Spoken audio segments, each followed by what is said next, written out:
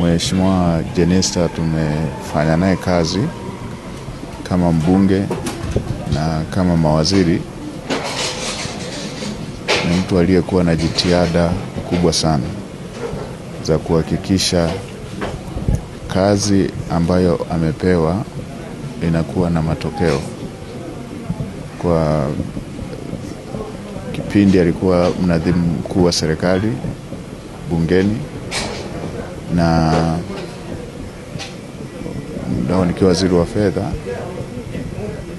Mambo mengi yanayohusu sekta ya fedha yalikuwa yanahitaji uratibu wa mnadhimu mkuu wa serikali bungeni, chifu huyo, na yeye alifanya kazi hiyo kwa umahiri mkubwa sana.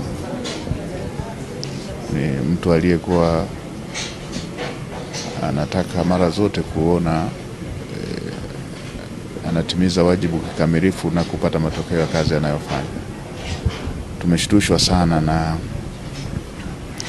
tukio hili la msiba, kwa sababu ni majuzi tu hivi tulikuwa wote bungeni na hakuwa analalamika jambo lolote linalohusiana na masuala ya kiafya.